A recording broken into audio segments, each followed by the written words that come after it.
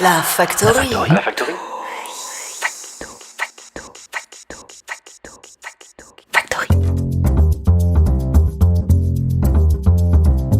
Née au bord de la mer en 1965, elle envisage l'écriture comme une mémoire. Elle pense que ses livres sont des boîtes pour les voix perdues, des refuges contre l'oubli. Elle a édité une vingtaine de livres aux éditions Du Temps qu'il fait, Chants de l'éolienne, mais également aux éditions Du Bruit des Autres, Encre et Lumière, Cadran Ligné, ainsi que dans de nombreuses revues et anthologies. Elle lit ses poèmes lors de rencontres ici ou là. Elle a également travaillé avec des peintres pour des livres d'artistes. Parmi ses publications, récits librement inspirés de ma vie d'oiseau, édition Le Temps qu'il fait, Gilles Le Cœur, édition Le Bruit des Autres, Une histoire avec la bouche, édition Almanach, Mon enfant de 7 lieues, édition Circa 1924. Bienvenue à la Factory, nous sommes le jeudi 17 octobre 2019 et nous accueillons Marie Huot. Bonjour Marie, pourquoi est-il indispensable de lire et d'écrire de la poésie aujourd'hui en 2019 ? Lire et écrire de la poésie aujourd'hui en 2019, je pense que c'est vraiment important parce que c'est une sorte de contrepoids et contrepoint à une langue qui est bien souvent mal employée, par exemple dans les médias, dans la publicité, dans le discours politique. On est envahi de mots, de langage, et je pense que la poésie, elle a vraiment... c'est un peu un champ de résistance de la langue où on se réapproprie les mots dans leur valeur vraiment profonde. La poésie, c'est une langue qui prend son temps pour être écrite, pour être dite, pour être lue. C'est un travail de lenteur, c'est un travail de sincérité, c'est un travail d'humilité. Et de ce point de vue-là, je pense que ça fait vraiment le contrepoint à toutes ces langues mortes, ou ces langues de frigidaire, ou ces langues glacées qui parlent dans le vide, ou ces langues de bois, ou ces injonctions permanentes à la consommation. Quel est ton sujet de prédilection et pourquoi ? Je pense que la première chose qui me vient vraiment à l'esprit, c'est le travail sur la mémoire. J'ai l'habitude de dire et de considérer que mes livres sont des boîtes pour les voix perdues. C'est-à-dire que j'ai tellement peur de l'oubli, des choses qui passent, de ce qu'on n'arrive pas à retenir, que la langue, précisément, cette langue poétique dont on vient de parler, elle nous permet de retenir, d'ancrer, de protéger, de préserver, de transmettre des choses qui nous sont importantes, profondes, essentielles, et de les sauver de l'oubli, de les sauver de du temps qu'ils effaceraient. Donc le travail sur la mémoire, je crois que c'est ce qui m'importe le plus. Mais après, bon, en ce moment, le sujet autour de quoi je réfléchis, qui est quelque chose qui me questionne vraiment, c'est le sujet de habiter. Qu'est-ce que ça veut dire habiter ? Qu'est-ce que nous habitons ? Où nous habitons ? Quelle terre habitons-nous ? Quelle maison habitons-nous ? Qu'est-ce qui nous habite, nous aussi ? Une espèce de réflexion sur le vide et le plein, le lieu, le territoire, et aussi la mémoire, du coup, ça revient aussi.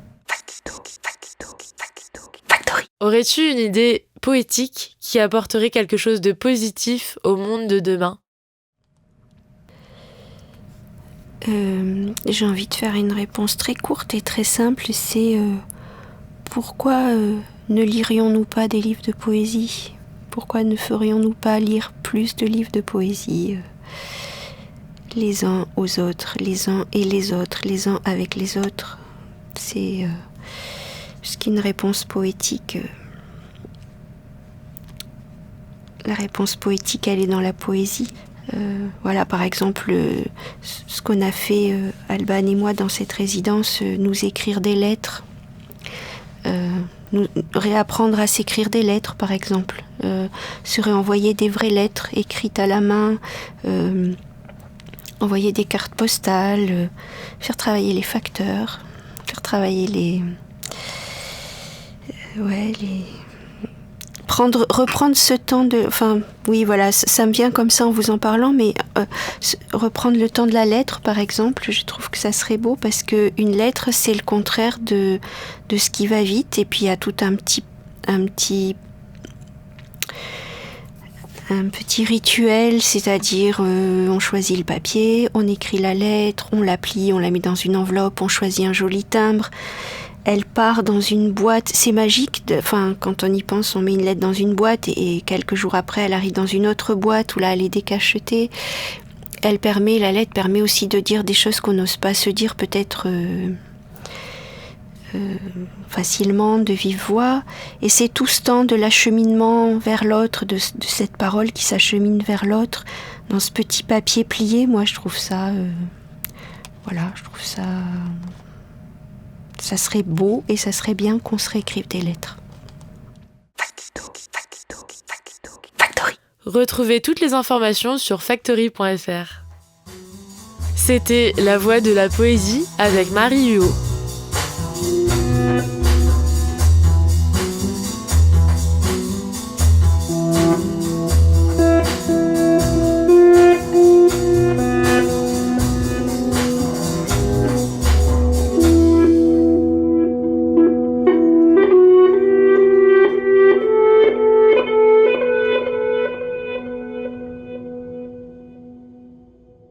La Factory. La Factory.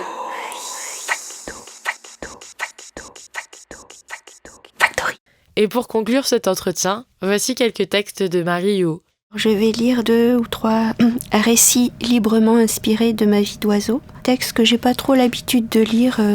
Du coup, là, dans le micro, c'est bien. C'est un petit espace plus intime qu'une lecture publique. Je suis l'homme du chantier. Toute ma vie, j'ai voulu tenir un renard entre mes bras. J'ai appris des langues merveilleuses, où bruissaient haleine et cresson. En bordure de cette route, je suis l'homme du chantier. J'ai des nuits en sourdine où je me faufile à tâtons, mains ouvertes, bouche close, aux aguets dans la clairière. Une vieille femme me dit qu'elle a vu les fiançailles du renard et qu'il se roulait dans la neige avec une sorte d'application sauvage. Cela semblait infiniment durer. J'ai connu des femmes que la lumière reflétait sur les murs de mes chambres. J'ai jeté des confettis aux mariés et l'ivresse parfois m'a fait croire en une vie soigneuse. Si je tenais un renard entre mes bras, une nuit seulement, je saurais articuler le nom de cet abîme au bord duquel chaque matin j'ouvre les yeux. Je suis la quémandeuse. Je ne m'endors pas avant de refaire une fois le chemin jusqu'à la porte close. D'une question en l'air, je suis la quémandeuse. J'ai un amour froissé sur une feuille de papier fin. Aux pliures, les mots s'effacent. Parfois, je trouve une plume. Je sais quel mot tracer sur le visage de celui qui m'accompagne. J'ai la salive bleu nuit, si au moins il pouvait fermer les yeux. Le soir vient, et quand j'ai sur lui muettement posé ma langue, le regret me ligote. Quelqu'un soudain se lève, quelqu'un quitte la pièce, un drôle d'homme qui va fermer la porte, laissant la fin du jour à ma discrétion. Je vais lire un extrait de Mon enfant de 7 lieues. Mon enfant a un sourire énigmatique. Depuis qu'il m'est venu dans cette joie imprononçable et mammifère, il semble dire lorsque je le regarde « Déchiffre-moi, ma mère, ou je te dévore ». Je pose mes yeux sur lui sans hâte, mais à l'intérieur de ma tête défilent à une vitesse folle toutes les images de lui. Chacune me rompt au milieu comme une grenade, m'évente et me dissout. Je voudrais lui parler de l'amour et que mes paroles tintent comme une petite cloche dans un campanile de verre. Lui dire les douceurs, le brusque et l'épouvante, les douceurs encore et le soudain précipice, la chute, l'obstacle, le remous. Mon enfant a un sourire énigmatique. Je lui demande où il a caché sa voix de petit garçon. Il sourit mais ne dit mot. J'ouvre tiroir et placard, soulève le tapis, je regarde aussi dans l'eau des fleurs, des poissons. Ne veux-tu pas parler ? Ne veux-tu pas de ta voix grave me dire où je pourrais une fois encore entendre ta voix d'enfant ? Il sourit. Je bats la campagne à la tombée du jour. Dans les herbes hautes, j'écoute les insectes qui scient quelque chose avec les dents. Est-ce sa voix perdue avec laquelle ils font de tout petits fagots ? Je lis un ou deux petits passages de ma maison de Geronimo. Ma maison de Geronimo n'a pas d'escalier au dehors, pas de petit perron avec marquise de verre. Elle est de plein pied sur terre.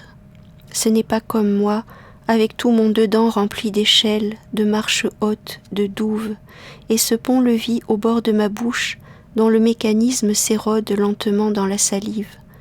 Certains matins, tous mes fantômes à leurs fenêtres secouent ensemble leurs tapis. Quelle poussière! On peut tenir debout longtemps, même avec ses disparus à l'intérieur de soi. Il suffit de s'aménager le ventre, le cœur, la tête. Il suffit de meubler les endroits trop vides, sous peine d'égarement, de prostration. Il suffit de donner une chambre à chaque fantôme, de fermer à clé et jeter la clé dans la mer. On peut aussi siffloter des airs connus ou courir les bois comme une biche à la tombée du jour.